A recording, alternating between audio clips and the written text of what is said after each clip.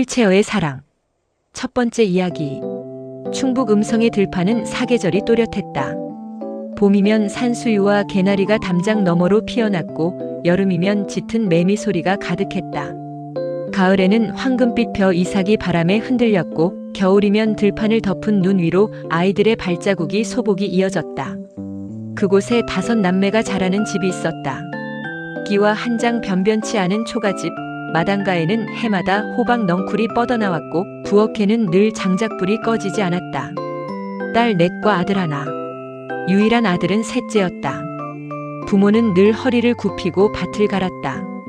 봄비에 무너진 고랑을 다시 일으켜 세우고 가을이면 수확한 곡식 절반을 지주에게 내야 했다. 가난은 집안의 공기처럼 늘 곁에 있었지만 아이들의 웃음은 또 맑았다. 장마철이면 지붕 위로 두드리는 빗방울 소리에 맞춰 노래를 흥얼거렸고 겨울밤이면 아궁이 앞에 옹기종기 모여앉아 고구마를 구워 먹으며 이야기꽃을 피웠다. 그 5 남매 가운데 셋째 아들 영경은 어릴 적부터 눈빛이 또렷했다. 이 녀석은 말만 하면 또박또박 글처럼 한다니까. 아버지는 힘든 밭일 중에도 종종 그렇게 말했다. 학교에서도 그는 늘 칭찬을 들었다. 새 책을 한 번 읽으면 줄줄 외웠고 산수 문제도 남들보다 빨리 풀었다. 선생님은 부모를 불러 말하곤 했다. 이 아이는 꼭 공부를 더 시켜야 합니다. 시골에 묶어두면 안 됩니다. 그러나 부모는 대답 대신 고개를 숙였다. 쌀독은 늘 바닥을 보였고 빚은 눈덩이처럼 불어났다. 그럼에도 불구하고 영경은 운 좋게 충주중학교에 진학했고 다시 청주고등학교로 나아갔다. 매번 먼 길을 오가야 했고 책값은 늘 빚으로 메워졌다. 누나들은 교복을 사입지 못한 채 밭에서 흙 묻은 손을 씻고 곧장 공장으로 향했다. 동생 학비를 보태기 위해서였다. 영경은 그런 누나들의 희생을 알았다. 그래서 더 열심히 공부했다. 그러나 대학의 문턱 앞에서 그는 멈춰야 했다. 가난은 결국 그를 붙잡았다. 졸업 후 영경은 한국전력에 취직했다. 내근직이었다. 서류를 다루고 전화 받는 일이 주였기에 부모는 안도의 숨을 내쉬었다. 이제는 집안에 햇살이 드는구나. 어머니는 그날 저녁 오랜만에 된장을 풀어 국을 끓이며 말했다. 영경은 시골에서 자랐지만 농부의 아들 같지 않게 이목구비가 반듯했다. 긴 이마 아래로 곧게 뻗은 눈썹, 맑고 깊은 눈매는 사람을 오래 머물게 했다. 웃을 때면 또렷한 보조개가 패였고 말없이 고개를 끄덕이는 순간조차도 단정하고 기품이 느껴졌다. 어린 시절부터 마을 어른들이 종종 말했다. 아이고 저 녀석은 얼굴만 보면 선비 집안 도련님 같구먼. 몸가짐도 늘 바르며 소리 높여 말하는 법이 없었다. 그 수려함은 단지 외모에 그치지 않고 성품에서도 배어났다. 억지로 나서지 않고 늘 한 발 물러서서 남을 세워주려 했다. 한국전력에 들어가 내근직으로 근무를 시작했을 때 그의 단정한 모습은 단번에 사람들의 눈에 띄었다. 와이셔츠 소매를 걷어붙이고 책상을 정리하는 모습조차 깔끔했고 전화 받는 목소리는 차분하면서도 선명했다. 동료 여성 직원들 사이에서는 금세 이야기가 돌았다. 과장님, 영경씨 정말 인물 좋지 않아요? 맞아요. 목소리도 너무 차분하고 괜히 말 걸면 얼굴 빨개지는 것도 귀여워요. 실제로 그에게 다가와 점심을 함께 하자고 하거나 회식 후 집까지 바래다 달라고 청하는 이들도 많았다. 그러나 영경은 번번이 수줍은 웃음으로 고개를 숙였다.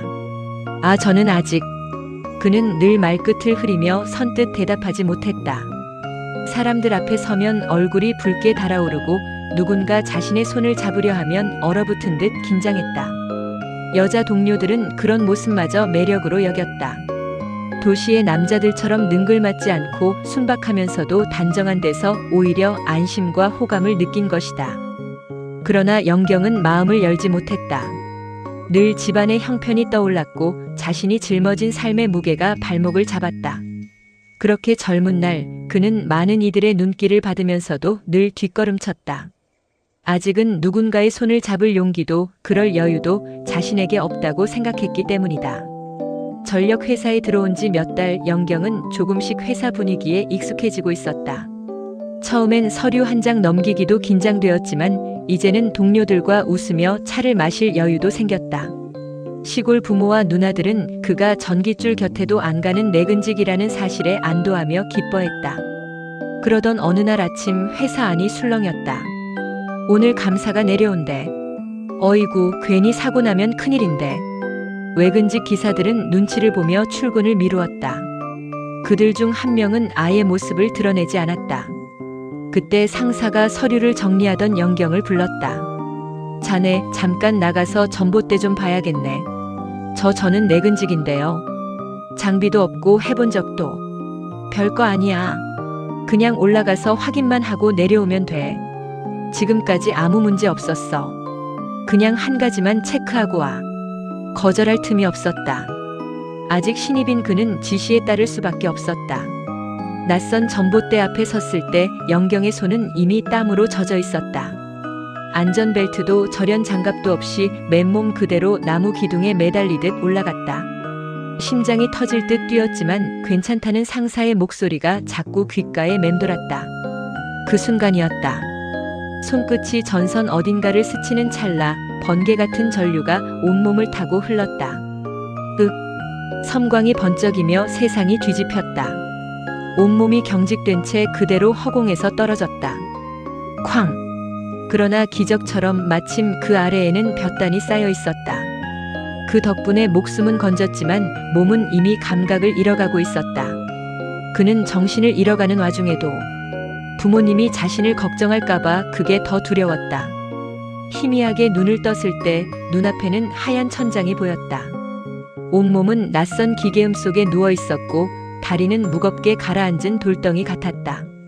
움직이려 했지만 발끝 하나 움직이지 않았다. 손가락조차 굳어 있었다. 잠시 생각을 했다. 내가 왜 여기에? 그러다 부모님, 누나들, 동생들이 울고 있는 것을 보고 그제야 영경은 자기가 전봇대서 떨어진 것을 기억했다. 일어나려고 했는데 몸이 안 움직인다.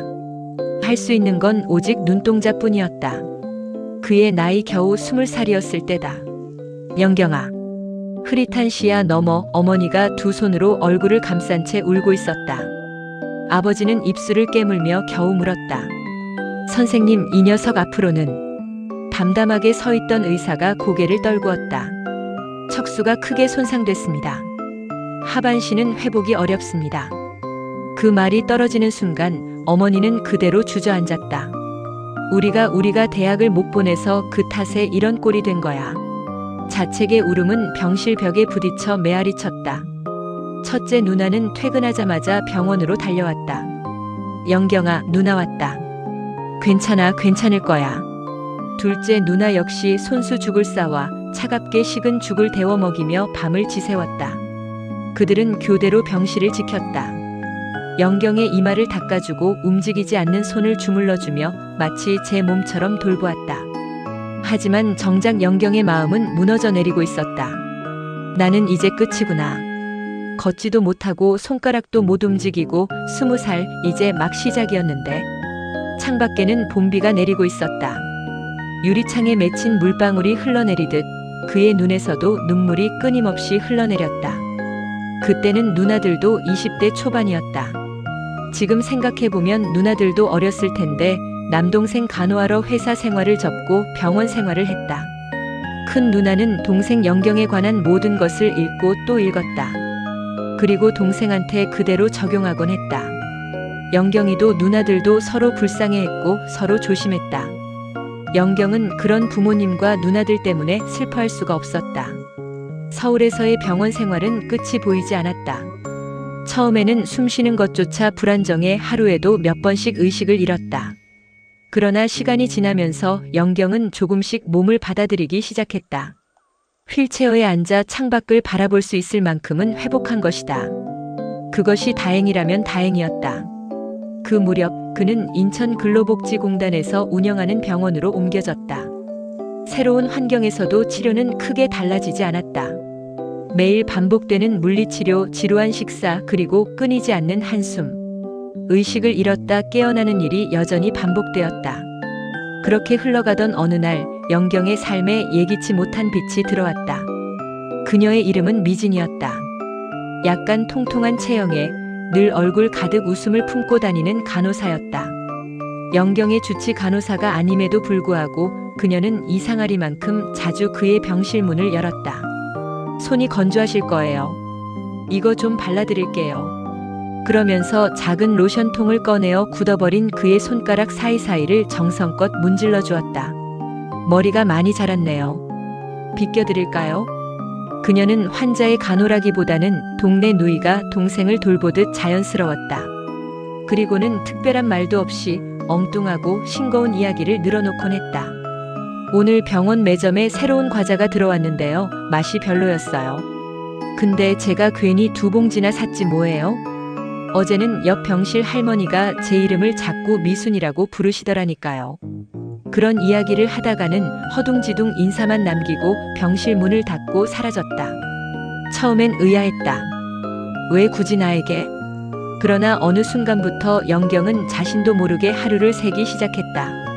오늘은 미진이 올까? 몇 시쯤 올까? 그녀의 발소리가 복도에서 들려오는 듯하면 가슴이 두근거렸다. 문이 열리지 않으면 실망했고 문이 열려 그녀의 웃음이 들어오면 이상하게도 숨이 조금은 더 쉬워졌다. 지루하고 고단하던 병원 생활 속에서 영경은 오랜만에 기다림의 설렘을 되찾았다. 처음에는 영경이는 미진이가 자신을 가여운 환자로 생각해서 그런 거라 여겼다가 혹시 하는 조심스러운 희망을 가졌다. 미진이 병실에 들어와 손을 씻기고 로션을 발라주고 머리를 빗어주는 작은 손길이 영경에게 낯설고도 따뜻하게 느껴졌을 뿐이었다. 그러나 어느 날 그는 문득 깨달았다. 나는 그녀가 오는 시간을 기다리고 있어. 그 생각이 들자 영경의 가슴은 묘하게 설렜다. 훈련처럼 반복되는 병원 생활 속에서 미진의 웃음만은 매일의 작은 햇살이었다. 그녀가 장난스럽게 얘기할 때면 눈꺼풀이 저절로 풀리고 마음이 한층 가벼워졌다. 그리고 문득 영경은 자신이 사랑을 느끼고 있다는 사실을 받아들였다. 미진도 영경에게 조금씩 마음을 열어갔다. 환자와 간호사라는 틀에 갇혀 있지 않고 단순히 한 사람의 존재로서 관심을 가지기 시작했다. 오늘은 좀 기분이 안 좋으신가 봐요. 어제보다 손이 더 뻣뻣해진 것 같아요. 작은 관찰과 배려가 쌓일수록 영경은 그녀의 존재를 더 이상 단순한 간호사로만 보지 않았다.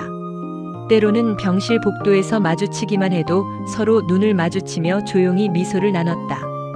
영경은 수줍어하며 시선을 피했지만 심장은 계속 뛰고 있었다. 심장 소리를 미진이가 들을까봐. 영경은 휠체어를 빨리 움직였다. 저 사람이 내 곁에 있다는 사실만으로도 살아갈 힘이 생긴다. 병원의 지루한 시간은 조금씩 달라졌다. 한 손가락 움직임조차 힘든 몸이지만 마음만은 생기 넘치게 깨어났다. 영경은 매일 미진이 올 때를 기다리며 작은 행복을 쌓아갔다. 그리고 그녀 또한 알게 되었다. 영경이 웃을 때의 눈빛, 말없이 손을 내밀 때의 어색한 표정, 창밖을 바라볼 때 살짝 올라가는 눈썹까지 모든 것이 그녀 마음속에 자리 잡고 있음을. 그렇게 두 사람의 마음은 천천히 그러나 확실하게 서로에게 스며들었다. 휠체어 사랑 첫 번째 얘기가 좋았다면 좋아요, 구독 알람 부탁드립니다. 휠체어의 사랑 첫 번째 얘기였습니다. 두 번째 얘기도 기다려주세요. 오늘도 평안하고 행복한 하루 되세요. 고맙습니다.